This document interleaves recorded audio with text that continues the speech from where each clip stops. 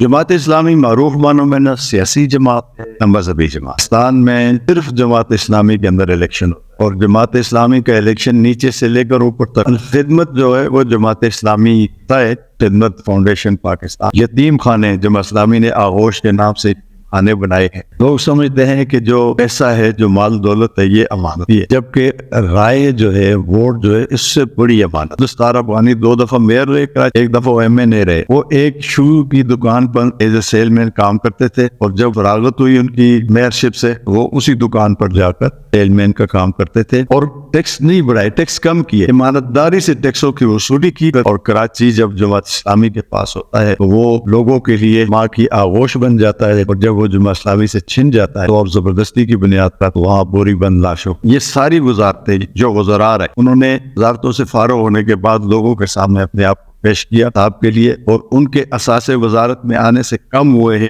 بڑے نہیں. ملک سے جاگیرداری سسٹم کو ختم کرنا اور جو بنجر زمینیں انہیں آباد کرنا. اور جماعت اسلامی نے اپنے منشور پر عمل درآمد 250 PhD اسکالر جو ہے جو جماعت اسلامی کے ہیں ان کے گروپس بنائے ہوئے ہیں. پاکستان کا اصل مسئلہ تو یہ ہے کہ اس کو ایک اختیاردار قیادت کی ضرورت ہے. پاکستان وسائل سے والا وال ہوا. کراچی سے جماعت اسلامی نے یہ پروگرام شروع کیا بنو قاتل. کراچی پر حکومت کرنے والی ایک پارٹی نے لوگوں کو پروگرام دیا بنو قاتل. الیکشن کو مال اور دولت کا ایک کھیل بنا دیا گیا ہے. ایک قومی اسمبلی کا کینڈیڈیٹ کم از کم 50 کروڑ روپے خرچ کرتا ہے، صوبائی اسمبلی کا کروڑ روپے خرچ کرتا ہے، جبکہ ہمارے پاس تو 50 لاکھ بھی نہیں، 25-30 لاکھ بھی نہیں. بسم اللہ الرحمن الرحیم. ہمارے ساتھ جناب شمس الرحمان سواتی صاحب ہیں جو کہ NSSP4 کے جماعت اسلامی کے کینڈیڈیٹ. ویلکم ٹو دا شو سر. امید ہے آپ ٹھیک ٹھاک ہوں گے. جی بہت شکریہ. بالکل الحمدللہ.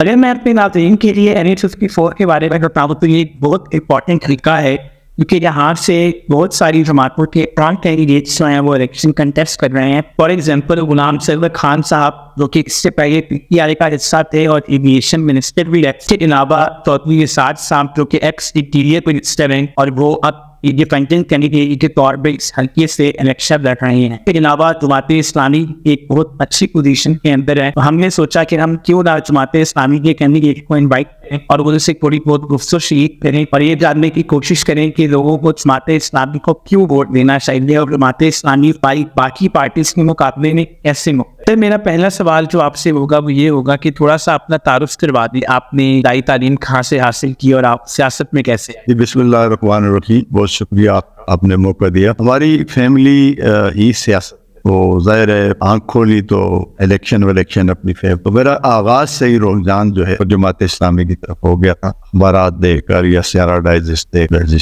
جماعت اسلامی کا نام ہوتا مودودی کا نام مجھے کرتا. یہ میری آغاز ہے اور میں 1975 تک اپنے علاقے میں رہا اور ترکلا میں آ گیا اس کے بعد. اور میں یہاں 77 کا جو الیکشن تھا اس میں میرا ووٹ نہیں تھا اور میں لگ بھگ 18 تو اس وقت 21 سال عمر چاہیے تھی ووٹر کے لیے.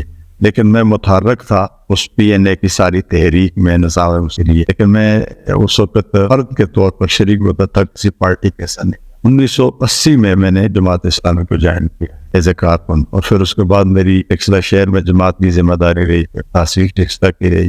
ضلع راولپنڈی میں جماعت اسلامی کے جنرل سیکرٹری رہا، نائب امیر رہا، ضلع. آج کل میں نیشنل لیبر فیڈریشن پاکستان کا صدر ہوں. نیشنل لیبر فیڈریشن پاکستان میں بڑی نمائندہ تنظیم ہے.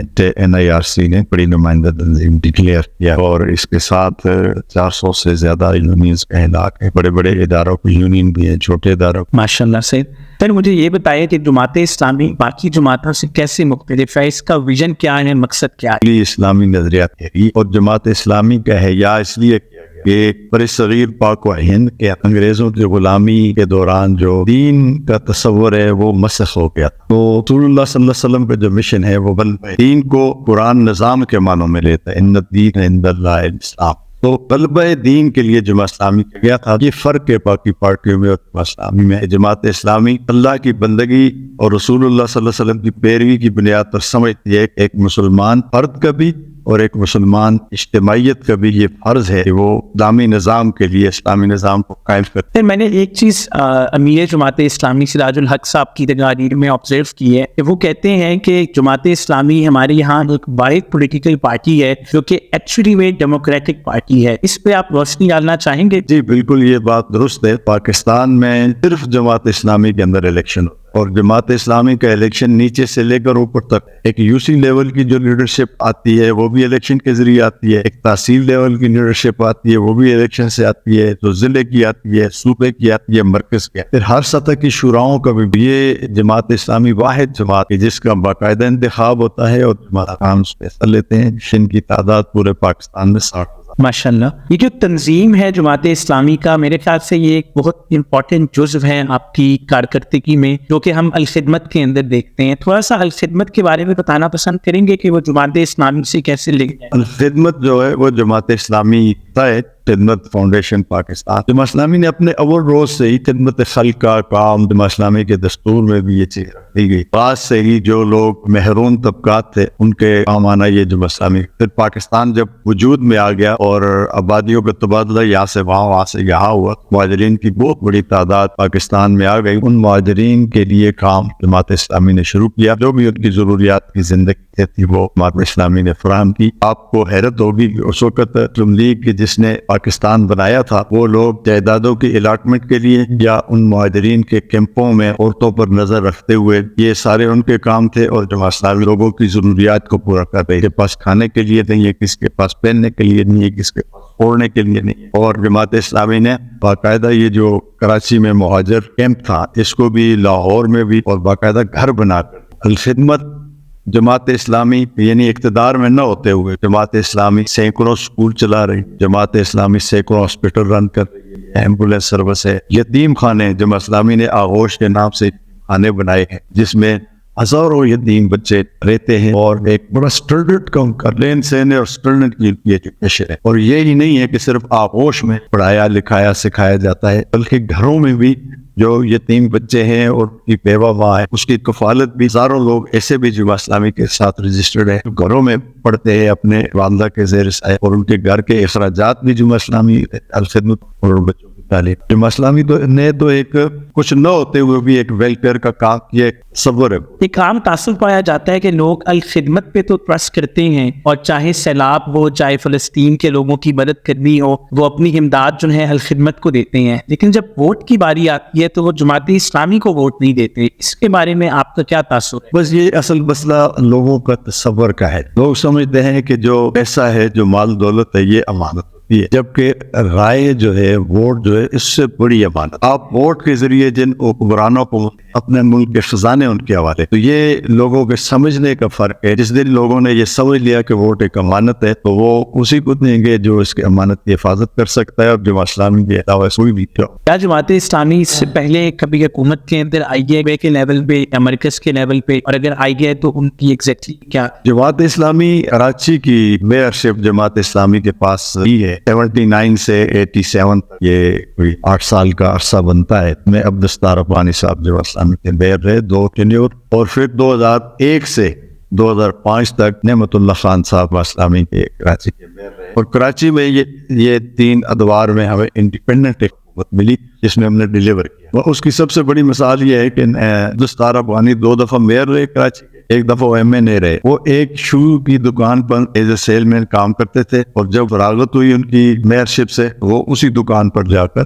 سیل مین کا کام کرتے تھے، اور 2.5 مرلے کے مکان میں وہ رہتے تھے، اور 2.5 مرلے کے مکان سے ان کی بیعت اٹھی ہے۔ نعمت اللہ خان نے کراچی کو روشنیوں کا شہر بنایا اور بڑا ترقیاتی کام کیا۔ نعمت اللہ خان نے کراچی کے 4 ارب روپے کے بجٹ کو 54 ارب روپے کر دیا۔ 54 میرا، 54 ہلکا، اور 55 ارب بجٹ، یہ تو مماثل ہے۔ اور ٹیکس نہیں بڑھائے، ٹیکس کم کیے، ایمانداری سے ٹیکسوں کی وصولی کی، اس کے ذریعے کراچی کو اتنا بوش دیا ترقی کو۔ کراچی تو ایک لحاظ سے منی پاکستان کے تمام علاقوں کے لوگ وہاں مزدوری، محنت مزدوری کے لیے جاتے ہیں، اور کراچی جب جماعت اسلامی کے پاس ہوتا ہے تو وہ لوگوں کے لیے ماں کی آغوش بن جاتا ہے، اور جب وہ جماعت اسلامی سے چھن جاتا ہے تو اب زبردستی کی بنیاد پر وہاں بوری بند لاشوں کا۔ میرے خیال سے آج تک بھی حافظ نعیم صاحب جو کہ کراچی کے میئر ہیں، وہ جماعت اسلامی سے تعلق رکھتے ہیں۔ حافظ نعیم الرحمان صاحب کراچی کے میئر نہیں ہے، اکثریت ووٹ ہونے کے باوجود ہرا دیا گیا تھا، اور وہ کراچی جماعت اسلامی کے امیر خیبر پختونخوا میں جماعت اسلامی 2 دفعہ پارٹنر رہی. تو ایک پارٹنرشپ میں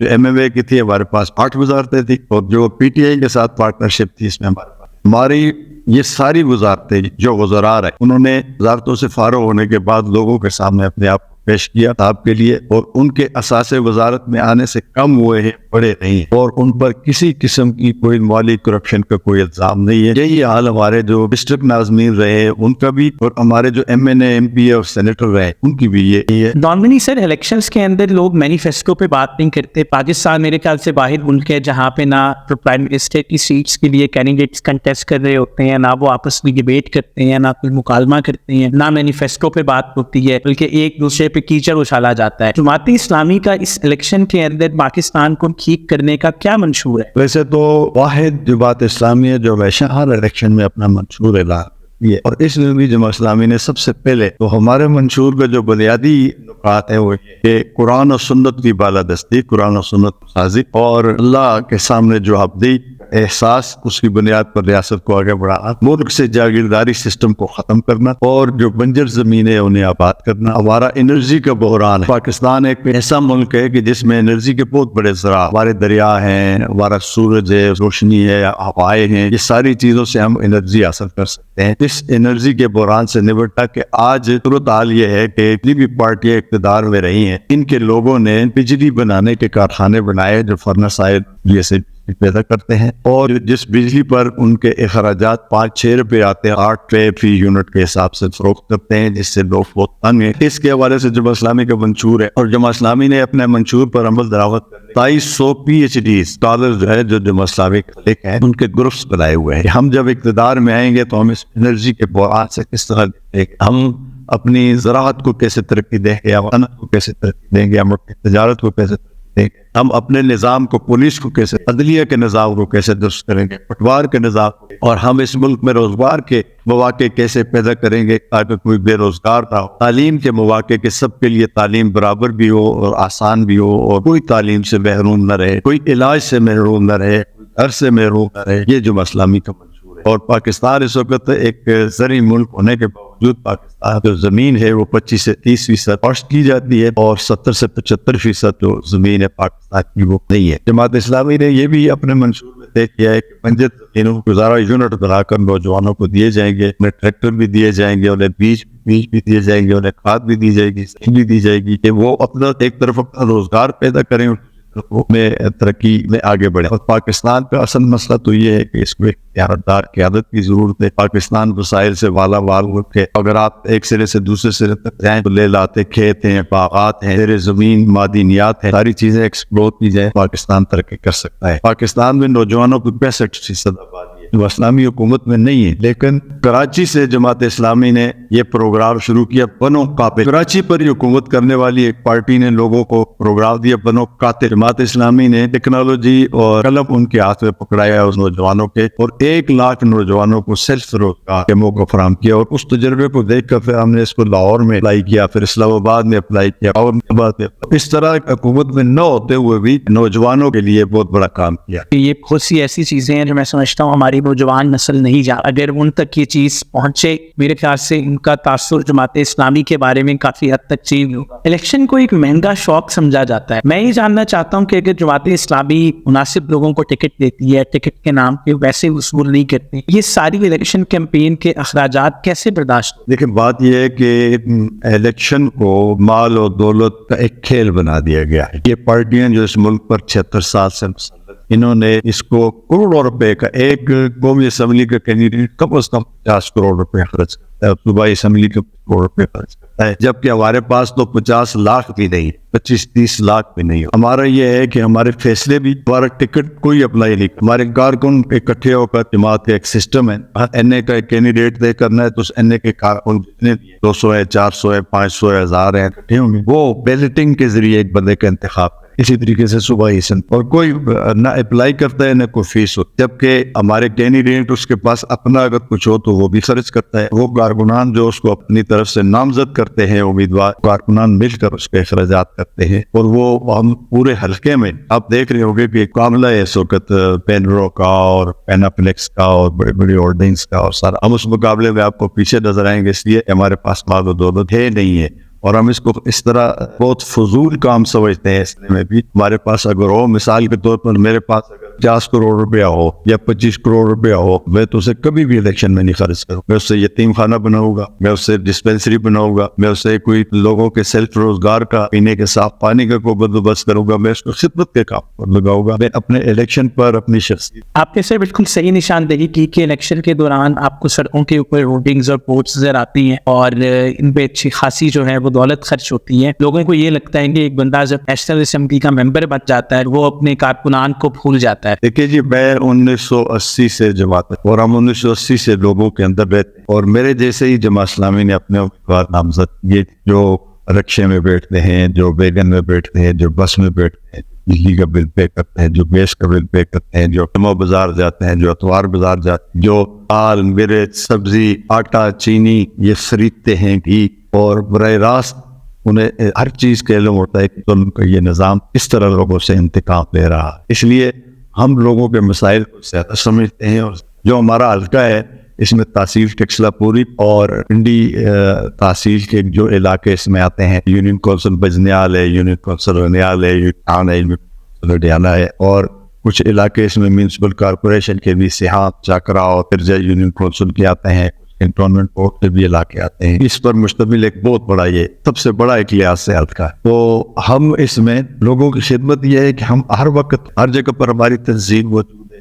اور وہاں ہم اپنی پبلک ایڈ کمیٹی بنائیں گے۔ لوگوں کے مسائل جو ہے تھانے کے کچہری، ہم لوگوں کو تھانے کچہری نہیں جانے دیں گے انشاءاللہ تعالیٰ۔ ہم ایک جرگہ سسٹم بنا کر لوگوں کے مسائل پیش کر حل کریں گے، اور ہم ہر وقت مسجد میں، بازار میں، بیگن میں، بس میں لوگوں کو ملیں گے۔ ہم خلا میں نہیں رہیں گے، ہم خلائی مخلوق نہیں، ہم 99% عوام میں سے ہیں، 1% اشرافیہ میں سے نہیں۔ ہمارے نہ کوئی معاملات ہیں، نہ کوئی چیز ہے، کرائے کے گھر میں رہتے ہیں اور اس پر خوش ہیں، مطمئن ہیں، اور لوگوں کی خدمت ہر وقت ان کے ساتھ پہلے بھی موجود رہیں، اور الیکشن کے جو بھی نتیجہ ہوگا اس میں بھی موجود رہیں گے۔ بنیادی مسئلہ جو لوگوں کا ہے وہ تو ظاہر ایک نظام سے متعلق کہ پاکستان کے نظام کی اصلاح ہو جائے۔ نظام کی جس دن اصلاح ہو جائے گی تو یہ پاکستان جو ہے نا ایک دم ٹوٹ کرے گا ترقی۔ کیوں؟ اس وقت آپ دیکھیں کہ پاکستان اس قدر لوٹ لیا گیا ہے، آئی ایم ایف اور ورلڈ بینک یا پاکستان کو کتنی رکھوا دیا۔ پاکستان غریب ہو گیا، اور پاکستان پر حکومت کرنے والے تمام لوگ امیر ہو گئے، وہ ایم این اے، ایم پی ہیں، وزیر رہے، وزیر اعظم رہے، سارے اندرون اور بیرون ملک ان کی جائیدادوں کا کوئی حساب نہیں ہے۔ یہی نہیں کہ وہ خود امیر ہو گئے، کو چھوٹ جانے والے بھی امیر ہو گئے۔ یہ سوال ہے میرا اپنی اس قوم سے، وہ اس دن کا احتساب کیوں نہیں کرتے، ان سے پوچھتے کیوں نہیں ہے؟ یہ سوال کریں لوگ ان سے کہ بھئی تم تو امیر ہو گئے ہو، میرا ملک کیوں غریب ہوا ہے؟ 2.5 کروڑ بچے جو ہیں وہ سکول جا ہی نہیں سکتے، اور 1.70 کروڑ سے زیادہ بچے ایسے ہیں جو سکول کو پہلی، دوسری، تیسری جماعت سے چھوڑ کر آ جاتے ہیں۔ تو یہ تقریباً 5 کروڑ بچے ہیں، یہ ہمارا مستقبل ہے۔ پھر آپ دیکھیں اس ملک کے اسی طرف بھی نکل جائیں، شہری آبادی میں جائیں، نئی آبادی میں جائیں، آپ کو پھولوں سے خوبصورت معصوم بچے اور بچیاں گندگی کے ڈھیروں میں رزق تلاش کرتے ہوئے ہیں۔ یہ دیا اس نظام نے، اس نظام کو ہم بدلیں۔ جماعت اسلامی کو بلیم کیا جاتا ہے کہ جماعت اسلامی جو حکومت میں آتا ہے اس کے ساتھ جڑ جاتی ہے۔ پی ٹی آئی حکومت میں آئی 2018 کے اندر، جماعت اسلامی نے اس کا ساتھ دیا۔ اب جماعت اسلامی کہتی ہے کہ پی ٹی آئی جو ہے وہ فیل ہو گئی۔ اس بارے میں آپ کا کیا خیال ہے؟ دیکھیے بات یہ ہے کہ جمہوری نظام جو ہے وہ ایک دوسرے کے تعاون سے ہی آگے بڑھ سکتا ہے۔ مثال کے طور پر کسی الیکشن میں ایک پارٹی، اس کی تعداد اتنی نہیں ہے کہ وہ اکیلے حکومت بنا سکے، اسے ایک کولیشن گورنمنٹ بنانی پڑتی ہے۔ اسی طرح کا کولیشن 2018 میں بنایا تھا پی ٹی آئی کے ساتھ، اور وہ ہم نے نہیں، پی ٹی آئی ہمارے پاس آئی تھی، اور پی ٹی آئی نے ہمارے منشور کو ٹوک کیا تھا۔ ایک بات۔ دوسری بات یہ تھی کہ جو منصوبہ بننے جا رہا تھا چھوٹی چھوٹی پارٹیوں کے، چھوٹی چھوٹی 75 پارٹیاں مل کر حکومت اگر کرتی تو کیا 3-5 ہو جاتا صوبے کا۔ ہم نے یہ اعلان کیا کہ بھئی پی ٹی آئی کو حکومت بنانے کا موقع دیا جائے۔ پی ٹی آئی ہمارے پاس آ گئی، ہم نے مل کر گورنمنٹ بنائی، 3 وزارتیں ہماری تھیں، تینوں کی تینوں وزارتوں میں اس قدر کارکردگی ہے کہ پہلی دفعہ جو صوبہ خیبر پختونخوا ہے وہ ایم ایم اے کی حکومت میں قرض فری صوبہ بنا، اور پی ٹی آئی کی حکومت میں آغاز میں ہمارے وزیر خزانہ سراج الحق صاحب تھے، وہ جب امیر بن گئے جماعت کے تو انہوں نے استعفیٰ سیٹ سے دے دیا تھا. انہوں نے جو منیمم ویج اس وقت ملتی تھی مزدور کو، انہوں نے ضد کر کے سینئر وزیر کے طور پر وزیر خزانہ کی حیثیت سے ضد کر کے تمام پی ایس کا اور وزراء کی تنخواہ 18,000 روپے رکھی. انہوں نے کہا جس نے بڑھانی ہے تنخواہ، مزدور کی تنخواہ بڑھا دو تو تمہاری بھی بڑھے. یہ ایک ایسا انقلابی اقدام ہے کہ اس سے ہم نے ایک پروگرس دکھائی.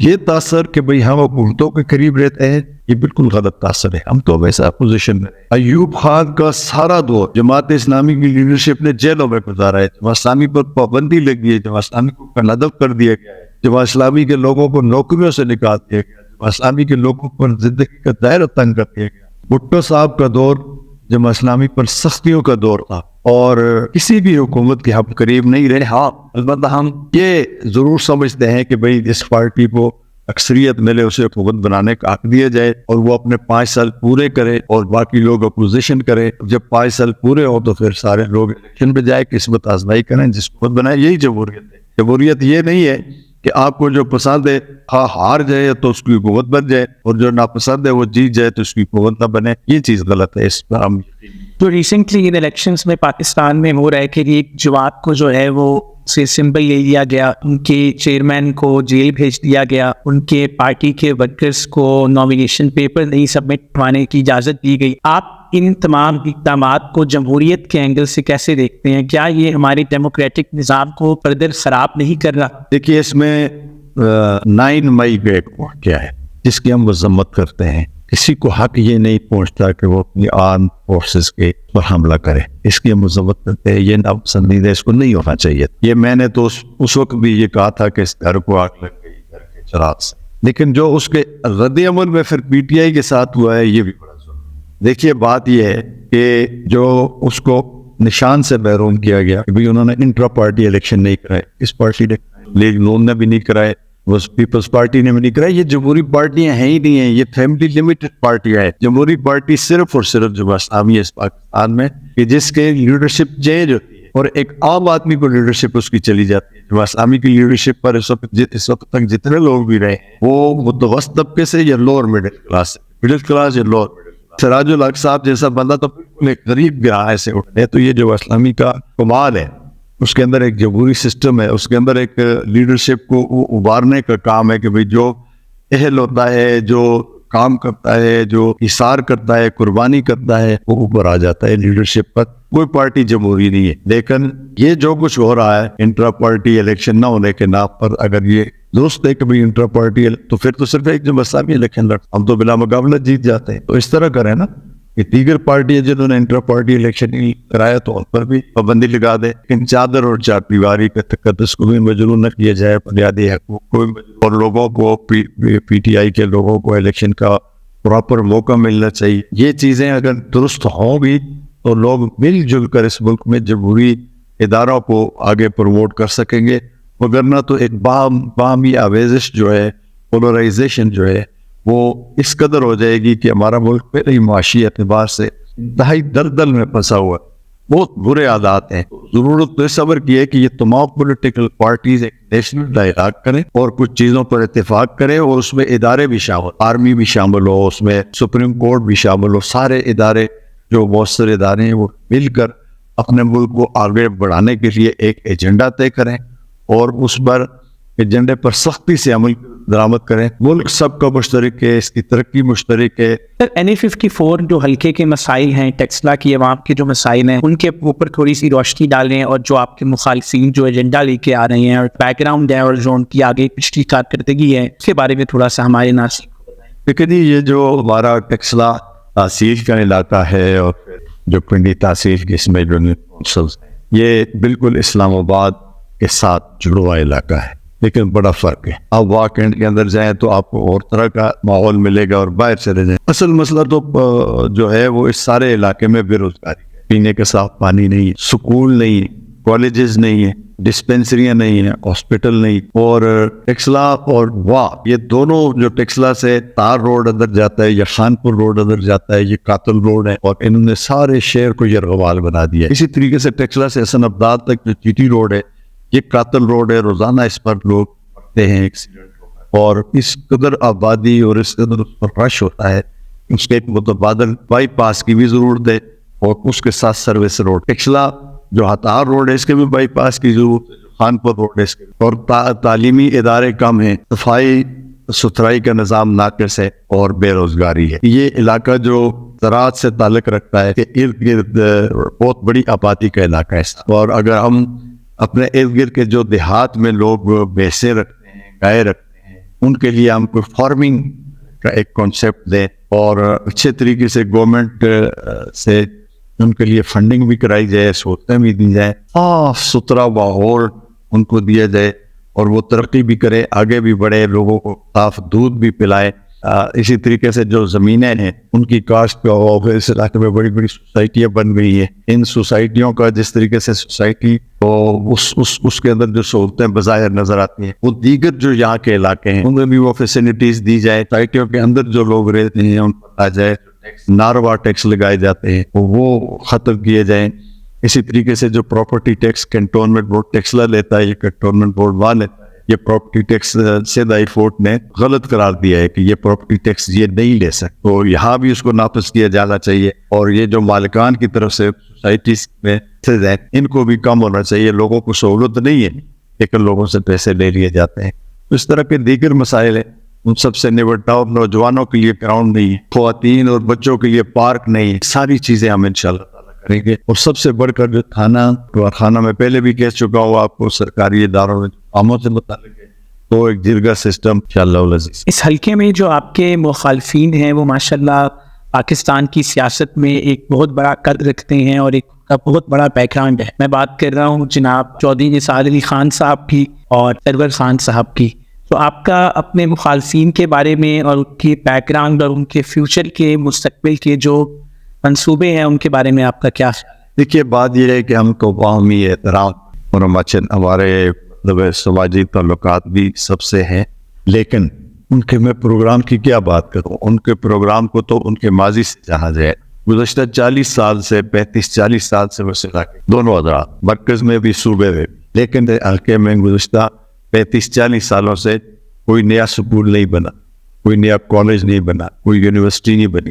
اگر وہ یونیورسٹی یا ہائی ٹیک بنی ہے یہ ان گورنمنٹ کے اداروں کا اپنا کام، یہ کسی وفاقی یا صوبائی حکومت کے محکمے نہیں ہے۔ اچھا، ڈسپینسری نہیں ہے، نکاسی آپ کا کوئی منصوبہ نہیں ہے، سیوریج سسٹم اس کا کوئی نہیں ہے، پورا کرکٹ کے ڈھیر ہیں ان کو صاف کرنے کا کوئی انتظام نہیں ہے۔ البتہ تھانہ وارخانہ یہ کلچر موجود ہے کے ذریعے سے لوگوں کو غلام بنایا جاتا ہے، اور منشیات فروشی کے اڈے۔ مجھے اپنے مخالفین سے بڑے بڑے ان کے نام ہے، 35-40 سال سے وہ اس علاقے کی نمائندگی کرنے ہیں، مجھے ان سے یہ بڑا شکوہ ہے، گلہ ہے، وہی یہ کیوں ہیں منشیات فروشی کے اڈے؟ آپ کی ہر چیز پر، تھانے پر بھی گرپ رہی، پٹوار خانے پر بھی گرپ رہی، ان کا کلا کما کیوں نہیں کیا گیا؟ میری نسلوں کو کیوں تباہ کیا گیا؟ جماعت اسلامی کی طرف سے پاکستان کی عوام اور NA54 کے جماعت اسلامی کے نمائندے کی حیثیت سے آپ اپنے حلقے کی عوام کو کیا میسج دینا چاہیں گے؟ دیکھیں، پاکستان کے عوام کے لیے میرا یہ پیغام کہ 76 سال جو ہیں قوم کو سمجھنے کے لیے اور سنبھلنے کے لیے کافی ہے۔ 76 سال سے جن لوگوں نے پاکستان پر، اس علاقے پر حکمرانی کی ہے، وہ ایک ٹرائکا کا حصہ ہے، جاگیرداروں، سرمایہ داروں اور افسرشاہی کا ٹرائکا ہے۔ انہوں نے ملک کو شکنجے میں رکھا ہے، پاکستان نے ترقی نہیں کی، اس علاقے نے بے روزگاری بڑھی ہے، جرائم بڑے ہیں، لوگ اپنے مسائل حل کرنا چاہتے ہیں، اس پاکستان کو غربت کے دلدل سے نکالنا چاہتے ہیں، مہنگائی سے عدل چاہتے ہیں، انصاف چاہتے ہیں، تعمیر ترقی چاہتے ہیں، تعلیم، صحت، اپنا گھر چاہتے ہیں، اور ایک خوشحال معاشرہ چاہتے ہیں، ایک بھائی چارے والا معاشرہ چاہتے ہیں۔ انہیں دیانتدار قیادت کا انتخاب کرنا ہوگا، انہیں امانت دار قیادت کا انتخاب کرنا ہوگا، انہیں خدمت گار کے جماعت اسلامی اقتدار میں نہ ہوتے ہوئے بھی خدمت کی شکل میں اس قوم پر جو بھی مشکل گھڑی آئی، وہ زلزلہ ہو، وہ سیلاب ہو، وہ کورونا کی وبا ہو، جماعت اسلامی ان کے ساتھ کھڑی ہے۔ امت پر جو مصیبت آئی ہے، وہ غزہ کا مسئلہ ہو یا کشمیر کا مسئلہ ہو، جماعت اسلامی اس کے ساتھ کھڑی ہے۔ تو میری اپنے حلقے کے لوگوں سے بھی اور پاکستان کے لوگوں سے خاص ہے، آج اگر آپ 8 فروری کو اپنے ووٹ کے ذریعے دیانتدار خدمتگار قیادت کا انتخاب نہیں کریں گے، اور آپ کا ووٹ ماضی کی 76 سال کے حکمرانوں کو ہی جائے گا، تو پھر میرے منہ میں خاک، آپ کا کوئی مستقبل نہیں ہے، آپ کی نسلوں کو مستقبل تباہ ہے، آپ کے پاکستان کا مستقبل۔ پاکستان کو سودی نظام سے نجات دلانا، پاکستان کو اپنے پاؤں پر کھڑا کرنا، خود انحصاری، اس کی زراعت کو ترقی دینا، اس کی صنعت کو ترقی دینا، اس کی تجارت کو ترقی دینا، سائنس اور ٹیکنالوجی میں پاکستان کو آگے بڑھانا، نوجوانوں کے لیے روزگار کے مواقع پیدا کرنا، برابر تعلیم اور صحت کے مواقع دینا، اپنے گھر دینا، یہ جماعت اسلامی کا منشور ہے۔ 8 فروری کو ترازو کے نشان اور لگائیں اور اپنی قسمت کا فیصلہ کریں۔ بہت بہت شکریہ سر، بیسٹ آف لک۔ آپ کو بہت شکریہ۔